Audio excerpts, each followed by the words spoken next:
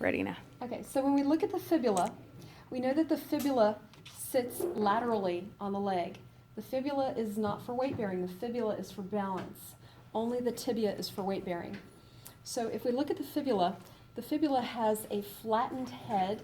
The head is the proximal portion of the fibula, and the distal portion of the fibula has kind of a teardrop appearance because that is what forms the lateral malleolus of your ankle. Now the lateral malleolus sits lower than the medial malleolus. If we take a look at this guy over here, you can see the medial malleolus of the tibia and the lateral malleolus of the fibula. See how that drops down lower? And you can feel that on yourselves.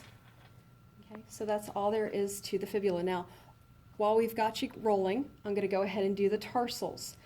Immediately under the tibia is the talus.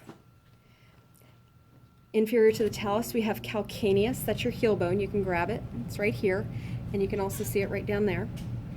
Now, I always say you want to navigate toward the big toe with navicular. This bone right here is your navicular. And then continuing towards the big toe, we have our medial, intermediate, and lateral cuneiform. Okay, so that's how you pronounce that word, cuneiform. Medial, intermediate, lateral cuneiforms. Then we have cuboid.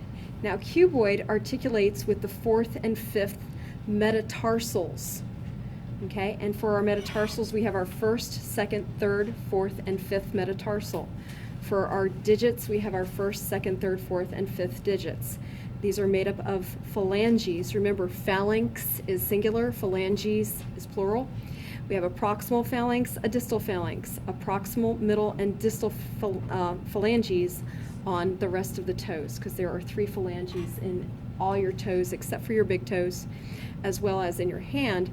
You've got 2 phalanges in the thumb. You've got 3 phalanges in the remaining fingers. Okay.